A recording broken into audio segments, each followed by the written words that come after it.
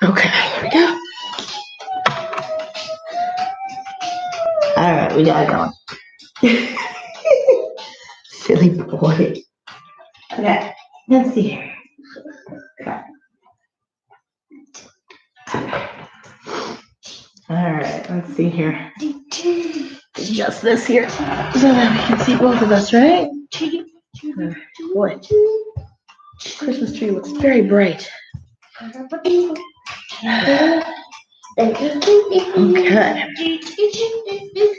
So tonight we're reading downstairs because I had to win my Monopoly game.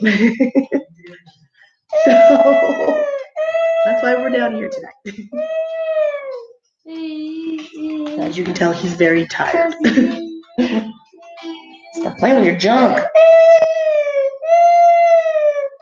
Alright. So we left off with, I haven't fallen apart here. That's how old this thing is.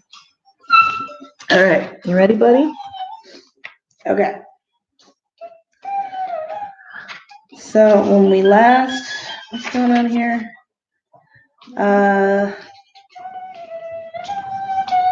They had scouted out Canaan, and some people said, let's go in. Some said no. So this part is called rebellion. From Numbers chapter 14, verse 10 through chapter 16, verse 5. Joshua pleads with the people to have courage and take Canaan, the land God has promised them. But the people are frightened by the 10 cowardly scouts who report giants and fortified cities. Angrily, the people turn against Joshua and his fellow scout Caleb. Stone them, down with Joshua. But suddenly, look, over there, the tabernacle is burning. Don't be afraid, the tabernacle is not on fire. It glows like that because God is there talking to Moses. Inside the tabernacle, O God, forgive my people. Do not destroy them, even though they have disobeyed thee. Moses comes out of the tabernacle, and a hush falls over the crowd. He raises his hand. Because you lack faith to enter the promised land, God has said you must turn back to the wilderness. Go back to the wilderness? Never. You mean we should go into Canaan anyhow? Who's to stop us from taking Canaan ourselves? I'm with you. Yes, let's go. Plans are quickly made, and the men go to tell Moses, you can go back to the wilderness, but we're going to Canaan. No, don't try it. God is not with you, so you can't win. Wait and see. An army is formed and sets out at once to conquer Canaan. We fought off raiders. We can conquer this land. Without Moses, too. This doesn't help. But as they go up a hill, defending army attacks. This is a massacre. Let's get out of here. If we get back alive, we'll obey every word Moses says. The battle is soon over. The defeated Israelites limp back to camp. What happened? We didn't have a chance. The enemy came at us from every direction. Our leaders were the first to run. The people see the results of disobedience, and for a time, they gladly follow Moses. But then a man named Korah and some of the other helpers in the tabernacle grow jealous of Moses' leadership. We are as good as Moses. Why should he tell us what to do? Let's tell Moses we'll run our own affairs. Korah and his followers go to Moses, and Moses calls all the people together. Tomorrow the Lord will show us whom he has chosen to lead our people. Serpents in the wilderness. From Numbers 16, verse 5 to 21, verse 6. Korah and some of his friends led a revolt against Moses. Moses promised them that on the following day, God would point out his chosen leader. The moment has come. What are you doing, goofy boy? Depart from Korah and the men who would lead you to evil, lest you lose your lives. If God has chosen me to lead you, the earth will open and swallow them up. As Moses speaks, there's a great earthquake, and the tents of Korah and his followers fall into a deep crack in the earth. That was easy.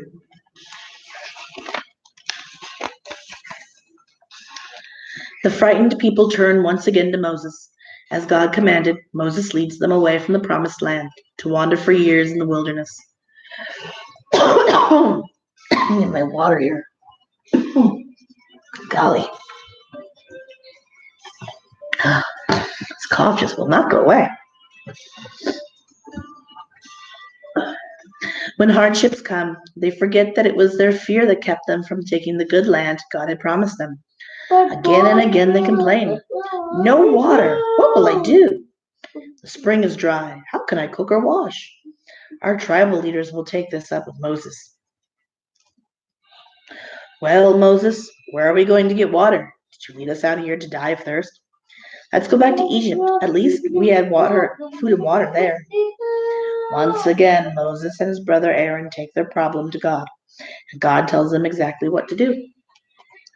But Moses is still so angry with his people that he disregards God's command and strikes the rock twice instead of speaking to it. Water gushes out, and the people drink happily, but God is displeased.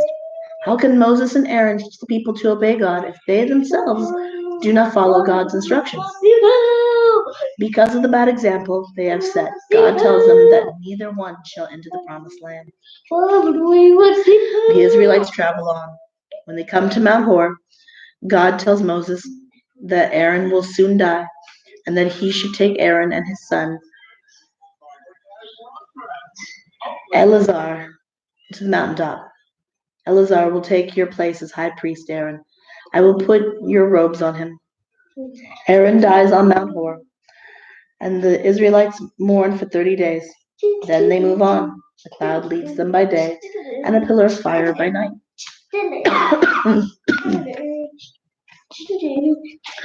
But the people soon forget God's care, and again they complain. There's not enough water. I'm always thirsty.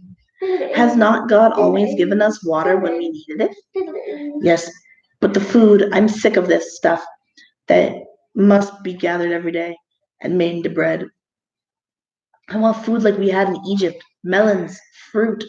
In Egypt, you were beaten and made to work like slaves, and you cried for freedom. And you said God would give us freedom. Do you call this freedom, wandering around in the wilderness?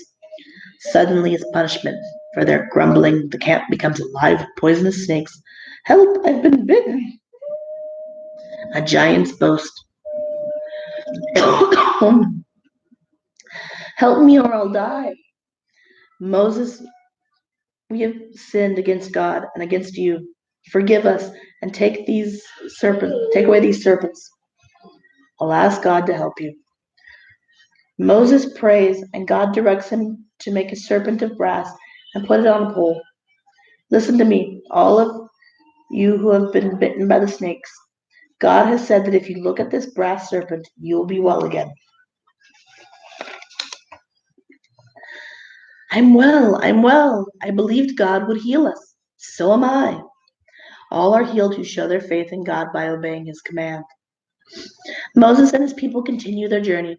This time, no one complains or questions Moses' right to lead. When they reach the border of the Amorites, Moses summons 2 messengers.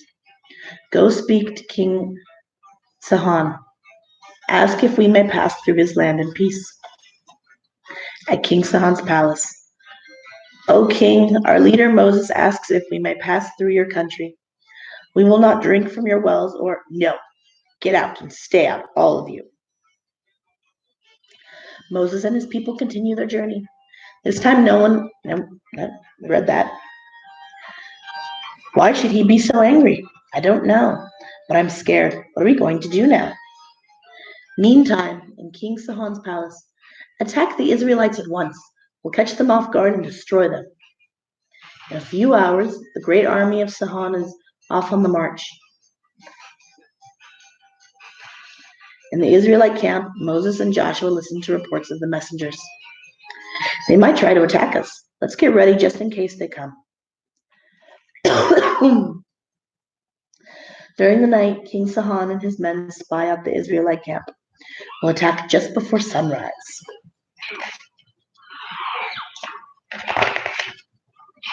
At daybreak, King Sihon strikes and is met with a surprise counterattack from the Israelites. The Amorites are defeated in a swift battle. Then Joshua goes on to take the enemy's capital of Heshbon. The Israelite soldiers are eager to push on after this victory, but Joshua goes to Moses for advice. Shall we move north into Bashan? It is a powerful country with a giant for king. Send out some scouts to explore the land first, Joshua. Then we will decide.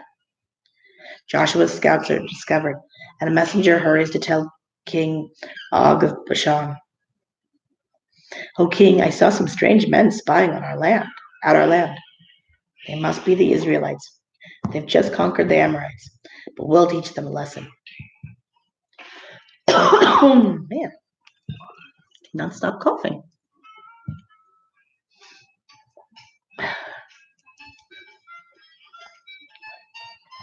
A new leader from Numbers verse 21, or chapter 21, verse 3 to chapter 27, verse 18. Boldly the giant king Og of Bashan sets out to teach the Israelites a lesson in warfare, but he soon finds he is no match for Joshua. Og's army is beaten. He tries to escape. After him, men catch him. The king is captured, and the Israelites take the country. After conquering the Amorites and Bashan, the Israelites set up their tents in the plains of Moab.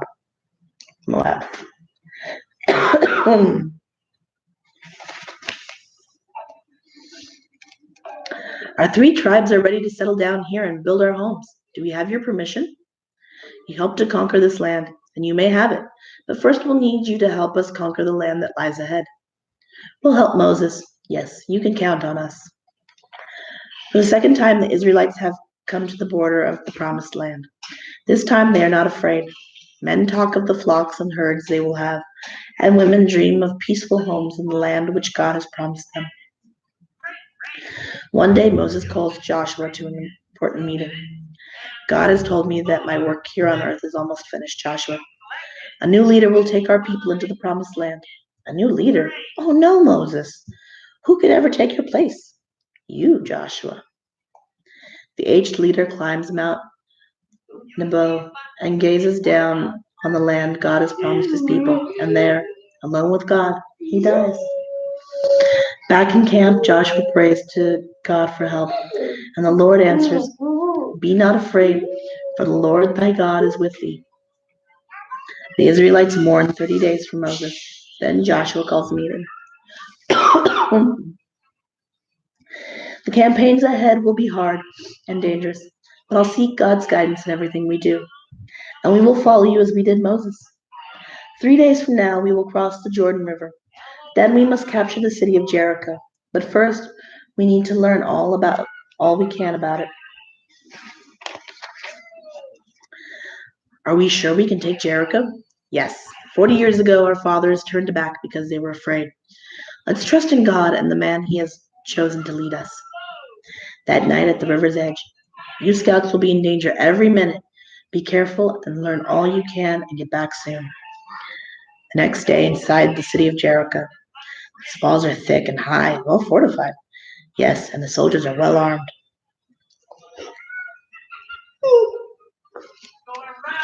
Let's ask for lodging at this house. The strangers look suspicious. I'd better report them to the captain of the guard. Crossing the Jordan, from Joshua 2, verse 1 through 4, verse 7. When Joshua's 2 spies enter Jericho, they avoid the public inn, and seek lodging in a house of a woman named Rahab. We are strangers in your city. May we have a room here for the night? Yes. The king's soldier is suspicious of these men. I'll find out what brings them here. Later. Do you know that you've been followed? Followed by whom? I hear footsteps. Quick, I'll hide you on the roof.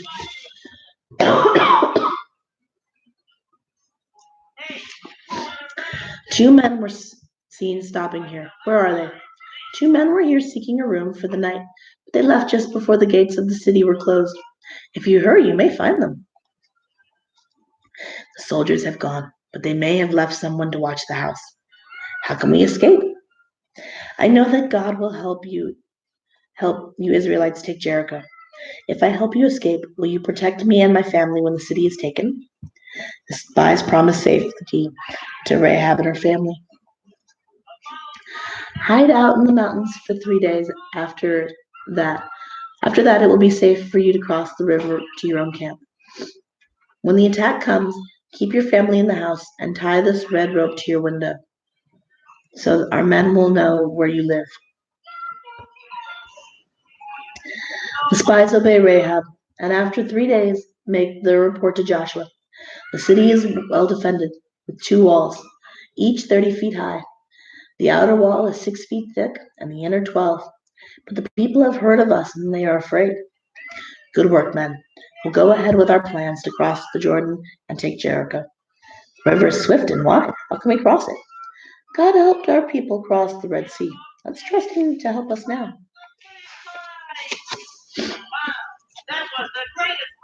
Carry the ark of the Lord into the river. As the priests obey, the Jordan suddenly stops flowing. Stand here with the ark until everyone has crossed. Far upstream, the waters of the Jordan are held back while the great multitude of Israelites cross over into the land God has promised them. Siege of Jericho. As if held back by a giant hand, the waters of the Jordan stop flowing while the Israelites cross over into the promised land. When all have crossed, Joshua orders a man from each of the tribes to bring a large stone from the riverbed. "Carry these stones to the camp. They will remind us of how God stopped the Jordan so that we might cross over safely." When Joshua sets up 12 other stones in the middle of the Jordan, at the place where the priests hold the ark. After that, he commands the priests to carry the ark across. When they reach the bank, the flood waters of the Jordan rush forth. The Israelites set up their first camp at Gilgal, and here they celebrate their first Passover feast in the Promised Land.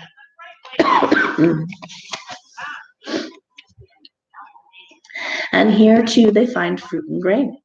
"Look, food enough for everyone. Thank God, this is truly a wonderful land." Now that the people can find food for themselves, God no longer sends the manna, which He has furnished them since they left Egypt 40 years ago. While the rest of the camp is enjoying the new land, Joshua scouts the area in preparation for the attack on Jericho. Suddenly he looks up and sees a man with a sword. Is he going to try to kill me? But Joshua is no coward. Bravely he faces the stranger. "Are you friend or enemy?" "I am the captain of the Lord's army." "What is it you want to tell me?" "Remove your shoes, for the place you stand is holy ground." Joshua obeys. "Here is what you must do to take the city of Jericho." When the angel leaves, Joshua returns to camp and calls the priests together. "I want the ark carried around the walls of Jericho. 7 priests with trumpets will march ahead of it. Once a day for 6 days straight, Joshua marches the Israelites around the city of Jericho. From her house on the wall, Rahab watches anxiously. The Israelites give no sign of attack, yet the city is breathless with fear.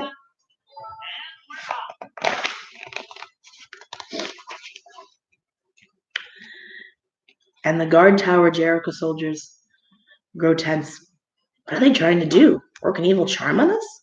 Whatever it is, it's working. Our soldiers are scared. On the 7th day, the Israelites march around Jericho 7 times. The priests blow their trumpets. The marchers shout and attack that failed. From Joshua chapter 6, verse 20 through chapter 7, verse 4. Once each day for 6 days, the Israelites have marched around the city of Jericho. Now on the 7th day, Joshua orders them to march around 7 times. The priests blow their trumpets, and the marchers shout, and the walls of the mighty city fall flat. Jericho is ours! Find Rahab, the woman who protected you when you scouted out the city. Bring her and her family to our camp. Fighting their way through the rubble and dust, the 2 scouts search for the house of Rahab. Look there, the red rope in the window. Everything in the city will be destroyed, but you and your family will be safe at our camp, as we promised you. Come. Thank God. Meanwhile, the Israelite soldiers searched the city for iron, brass, silver, and gold for the tabernacle treasures. Look at this beautiful robe. Forget it. Joshua said no one was to keep anything for himself. But one soldier, Achan, Achan, Achan, yeah, maybe, covets the things he sees. Why should I fight for a city and not take some of the spoil? I'll hide these and no one will know. That night, while the rest of the camp sleeps, he buries his stolen treasure. This will help me get started in this new land. Finally, Jericho is set on fire, and from a distant hilltop, Joshua and his men watch. Soon there will be nothing left of the once powerful city. It was so wicked that it had to be destroyed, or its evil ways would have spread among our people. The next day, Joshua calls some of his scouts to him. Here lies the city of Ai. Ai?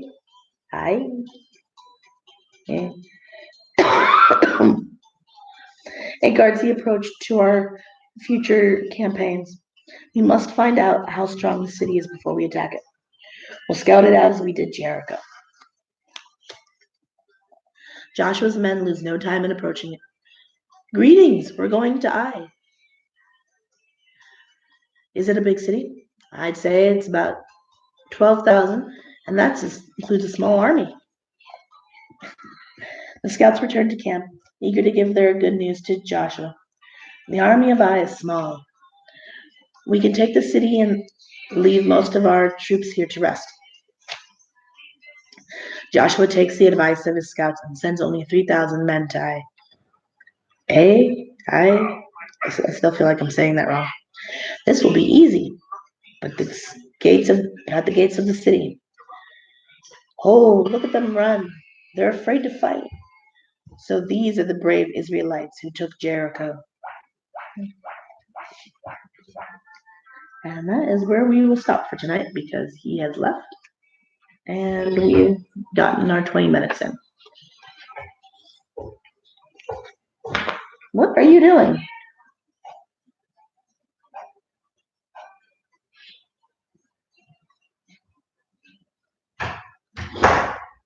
Okay.